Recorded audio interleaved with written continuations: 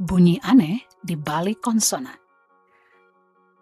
Oke, kita sudah bahas huruf yang kerja kelompok seperti CH dan SH. Tapi masih ada beberapa bunyi konsonan yang agak unik dan jarang disadari. Jadi kita tuntaskan di video ini. Oke, pertama ada P ketemu dengan H.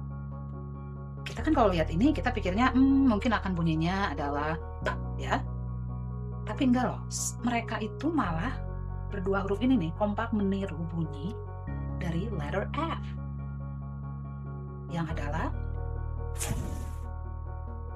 seperti di kata phone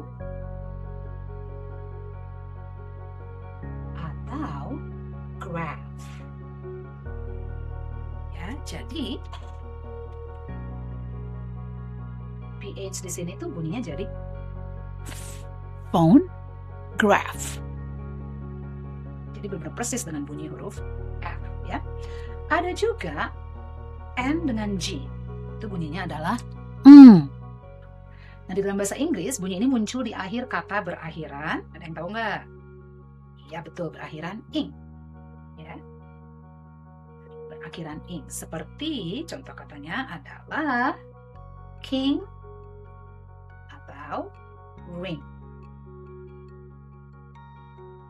Nah, uniknya, kalau ada huruf N ketemu dengan K, ini si huruf N ini otomatis berubah bunyinya menjadi eng. Ya, contohnya di kata think atau sink. Nah, jadi si N ini bunyinya jadi eng. Ya. Nah, terakhir ada bunyi yang cukup langka tapi penting, yaitu ZH. Ini bunyinya seperti bunyi desis tapi lebih berat, ya. Jadi seperti itu. Contoh katanya, ini bunyinya adalah s, ya. Dan contoh katanya adalah Asia. Nah, kita nggak bilang Asia, ya, Asia, atau measure, atau television.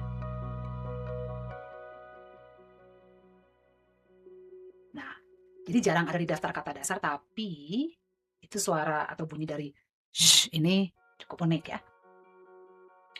Oke, jadi total dari 21 huruf konsonan, itu kita punya 25 bunyi yang berbeda. Menarik kan? Hurufnya sedikit, tapi variasinya lebih banyak dari jumlah hurufnya, ya. Oke, sekarang konsonan sudah beres. Sekarang kita siap-siap masuk ke bunyi dari vokal atau vowels. Sampai jumpa di video berikutnya.